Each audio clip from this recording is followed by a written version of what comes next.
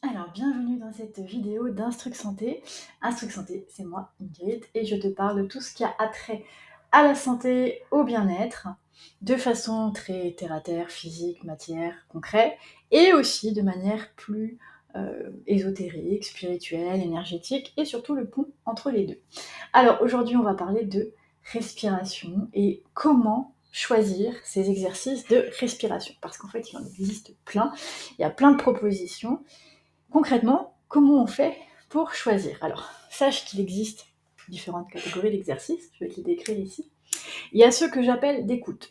L'écoute, c'est simplement quand tu vas, par exemple, mettre les mains sur toi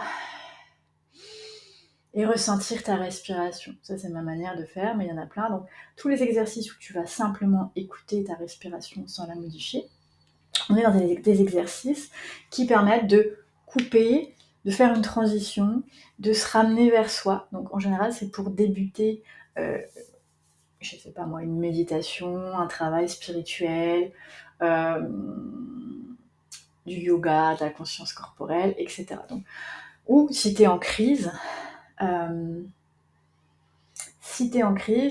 je dirais, pour gérer ta crise, ça peut être la bonne chose pour commencer. Mais il va falloir faire autre chose. L'écoute respiratoire ne va pas être suffisante. Et même cette écoute, en fait, risque de t'agiter un petit peu, c'est-à-dire peut-être accentuer ton anxiété. Donc ça, c'est toi qui vas, malheureusement par essai-erreur, voir comment ça fonctionne chez toi. Ok, n'aie pas de panique, il y a des exercices qui vont vraiment t'aider à t'apaiser après. Ensuite, l'exploration des volumes respiratoires. Donc pareil, donc, volume respiratoire, c'est le ventre, les côtes, la poitrine, ce sont les 3 volumes respiratoires connus. Et on peut jouer, explorer, et travailler uniquement sur un des volumes ou sur les 3. Quand on fait ceci, eh bien, on fait de la prise de conscience, on se dépose, on fait aussi une transition. Donc exactement comme l'écoute, ça peut t'agiter un peu si tu vis de l'anxiété par exemple, mais ça amène à des prises de conscience. Donc c'est pas forcément toujours agréable, mais c'est un passage nécessaire, en tout cas moi ce que j'utilise comme technique pour résoudre toute problématique, c'est l'identification. Donc quand tu sais à quoi correspondent les volumes, et quand tu sais écouter ta respiration et que tu sais percevoir des choses sur toi et un petit peu décoder ton corps, eh bien ça te donne des indications sur le pourquoi du comment. Pourquoi tu vis un symptôme, pourquoi tu vis de l'anxiété, pourquoi tu procrastines, pourquoi tu t'éparpilles, etc. Tu vois. Ensuite, on va aller sur les exercices où on engage un peu plus les muscles. Alors les exercices où on engage un peu plus les muscles, il va y avoir les expirations forcées, les inspirations forcées. Quand tu vas respirer avec un rythme soutenu, donc par exemple certaines respirations de yoga où tu vas enchaîner ça, cet engagement musculaire va amener de la libération d'émotions et accès à de la prise de conscience et de la spiritualité. Ce sont des exercices qui sont pas forcément évidents, mais cela dit, ils peuvent être intéressants par exemple pour mieux se concentrer, même si tu vis de l'anxiété. Pourquoi ? Parce qu'ils vont mobiliser tes forces, tu vas utiliser de l'énergie, et donc l'anxiété par exemple, ou l'éparpillement, quand ton esprit part dans tous les sens, eh bien ça va te permettre de le canaliser et d'utiliser l'énergie qui est disponible en toi, exemple, tu vois. Dans un processus de développement personnel, de travail sur soi, de méditation, de yoga, ils vont permettre de libérer une énergie, de se canaliser, donc ils sont intéressants en deuxième intention, pour faire un petit peu le nettoyage et pour amener un travail plus en profondeur sur la suite. Okay. Après, on a les exercices de rétention, donc je vais appeler ça de contrôle. Donc c'est-à-dire quand tu respires par exemple, le plus facile 4-4, sur 4 secondes, tu bloques sur 4, t'expires sur 4, tu bloques sur 4 et tu continues.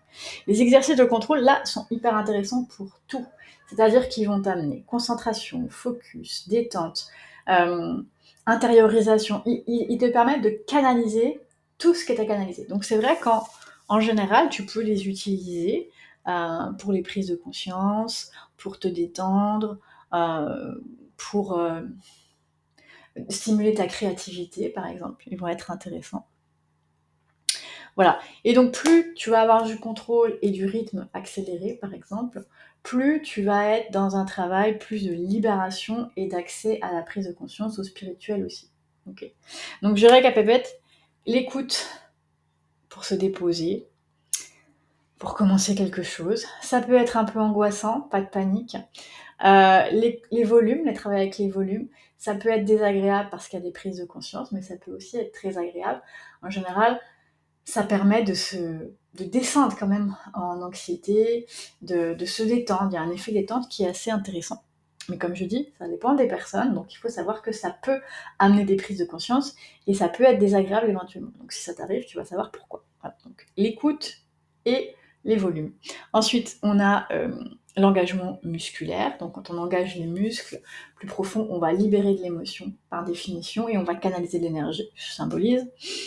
Quand on va contrôler le souffle, bah là c'est encore pareil, c'est qu'on va vraiment concentrer de l'énergie, on va se ramener à l'intérieur et on va commencer une transformation par rapport à un état. Donc le contrôle est très intéressant, contrôle, rétention pour les objectifs précis et pour développer ou résoudre une problématique. Okay, et quand on travaille sur le contrôle et sur les rythmes, ben là on mélange un peu tout ça, on fait un gros travail sur soi, en gros.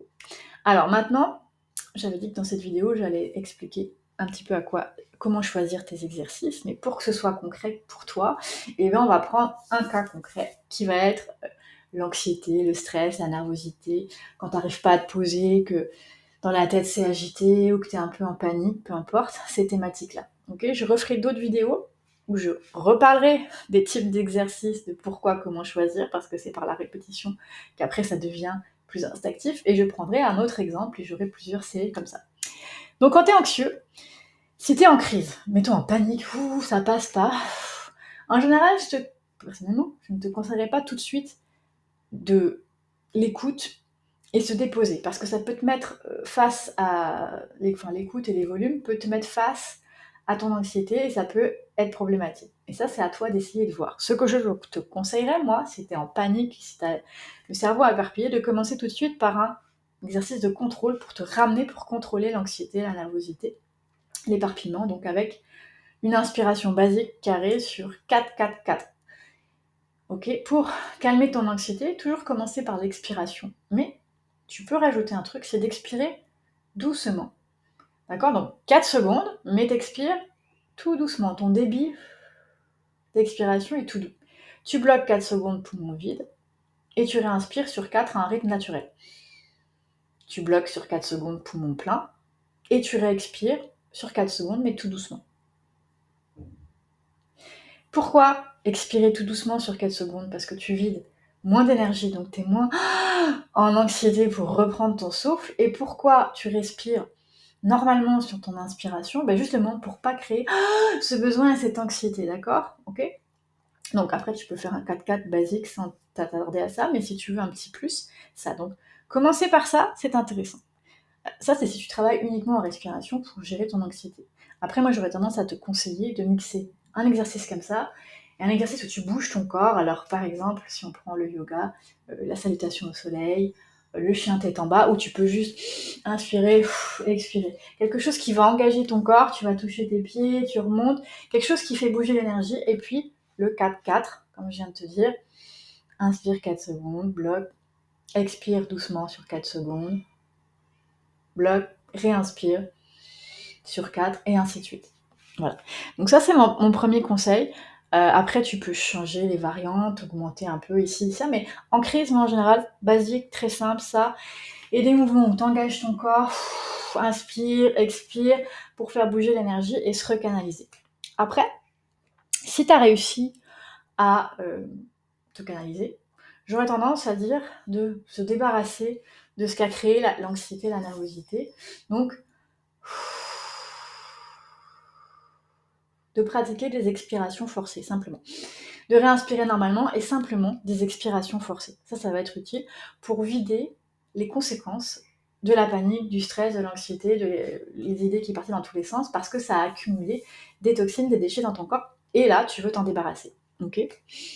Et ensuite, ce que tu pourrais faire, tu pourrais aller sur des exercices lesquels, par exemple, de inspirer, et puis souffler en... Ou moi j'aime bien celle de l'abeille. Alors la respiration de l'abeille, c'est quoi? C'est t'inspires par le ventre, donc ici ça m'aide d'aller un peu dans le ventre. Pourquoi le ventre? Parce que le ventre ça te ramène au chakra racine, et ça vient le sécuriser. Donc on inspire par le ventre, et puis là tu bouches tes oreilles avec un de tes doigts, tu fermes les yeux, t'as inspiré par le ventre, et tu vas souffler en faisant bzzz. Donc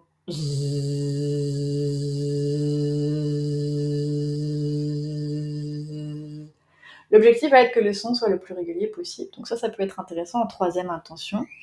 Ou, si tu le sens pas, ça peut être... Tu vas vite voir, hein, c'est essai-erreur, comme j'ai dit. Tu peux aussi privilégier de recharger et ressourcer ton corps après une petite crise d'anxiété. Donc là, tu vas faire des inspirations longues et des expirations longues pour bien oxygéner et bien vider ton corps. Voilà. Et ensuite, tu pourrais inspirer normalement et souffler d'un coup. Inspirer normalement et souffler d'un coup. Pourquoi le souffle d'un coup engage le diaphragme et vient faire une libération d'énergie au niveau du plexus. Voilà. Ça, c'est un petit exemple de quel type de respiration quand tu vis une crise. Après, si c'est plutôt un état d'anxiété qui est là en général, donc tu peux te risquer à te déposer, à aller écouter les volumes pour une petite prise de conscience. Parce que ton objectif, quand c'est un état latent, général, qui se perdure, c'est de t'en débarrasser, donc de faire des prises de conscience. Donc l'écoute, l'exploration des volumes pourrait te donner des indications, par exemple au niveau du ventre, si tu vois que c'est superficiel, ça bouge pas bien, tu pourrais dire tiens, il y a un truc avec le moi, avec moi-même. Hein. Donc il y a quelque chose dans le chakra racine, dans le chakra sacré, l'identité, qui je suis, comment je me matérialise. Si c'est les côtes qui bougent pas trop, là tu pourrais dire qu'il y a des émotions vraiment fortes qui sont à débloquer. Parce qu'il y a toujours des émotions, mais mettons un peu plus fortes. Et si au niveau ici du haut, ça bouge pas trop, je dirais que c'est plus, enfin je dirais, c'est plus, parce que c'est relié au chakra du cœur et de la gorge, eh bien c'est plus tes désirs, tes envies, les croyances, les conditionnements, des obstacles ancestraux qui t'empêchent d'être toi et qui génèrent de l'anxiété parce que tu te sens pas bien par rapport à ça, tu vois pas d'issue, tu te sens un petit peu coincé, un peu pris à l'étroit et t'arrives pas à exprimer ta voix. On est sur cette partie-là. Donc ça te donne des indications. Donc je commencerai par des choses comme ça, parce que ton but c'est quand même de t'en débarrasser. Et puis après, j'irai sur du nettoyage, donc j'irai sur des engagements ou des expirations profondes ou des engagements musculaires. Et je terminerai, puisque tu fais de la libération pour te nettoyer, par du contrôle respiratoire, donc le rythme 4-4-4, où là tu peux jouer par exemple, moi j'aime bien le rythme expirer 8 secondes, puis bloquer 4, inspirer 4, bloquer 4 et réexpirer 8 secondes. Puis éventuellement augmenter de 1 à chaque fois, chaque cycle si tu veux, mais tu peux juste rester sur celui-là. Après, si c'est trop difficile, tu peux adapter avec toujours le principe, une expiration un peu plus longue que les autres timings, et toujours garder à l'esprit de souffler doucement et d'inspirer normalement quand tu fais ce rythme-là. Parce que ça va faire quoi? Avec tous les exercices que tu auras fait avant de prise de conscience, d'écoute, de libération émotionnelle, tu vas venir te canaliser cette énergie qui a été libérée, parce qu'en fait, quand tu défais des blocages, c'est de l'énergie que tu remets en circulation, c'est des tensions que tu défais, et des fois, ça peut être étourdissant, et ça peut te faire partir en crise de panique si tu ne viens pas le contrôler. Il faut juste le savoir, c'est pas très grave. Quand tu sais, on s'entend, c'est pas agréable de vivre, mais tu sais pourquoi tu vivrais éventuellement une petite crise. Donc tu viens contrôler, fixer, et je te conseillerais de terminer par une posture, par exemple, la montagne, c'est être droit, les pieds dans le sol, et peut-être pourquoi pas fléchir un peu les genoux pour engager ton corps, et pourquoi pas lever les bras vers le haut, tu vois. Ça peut être la position du chien tête en bas. Enfin, maintenir une posture qui te demande aussi du contrôle, qui vient utiliser ton énergie, toujours dans l'idée de te canaliser et concentrer par rapport au nettoyage qui a été fait. Et après ça, si tu peux, balade en nature, dilettante, un truc qui te plaît, tu vois, pour que ton esprit puisse vagabonder sur des choses qui lui font du bien et non pas repartir sur quelque chose de stressant. Voilà. Donc ce sont des astuces. C'est sûr que chacun est différent, ça demande de l'exploration. Après, si tu veux de l'accompagnement par rapport à l'anxiété ou toute autre chose et que tu veux qu'on travaille la respiration ensemble, et d'autres choses, parce que j'ai plein de ressources, eh bien tu peux me contacter à contact@commercialinstrucsanté.com ou tu vas sur mon site www.instrucsanté.com et puis tu vas dans la rubrique me contacter. D'accord? Voilà, ou tu peux écrire encore sous cette vidéo. Donc je te remercie pour ton écoute, j'espère que ça t'aide et si tu as des questions, n'hésite pas. À bientôt!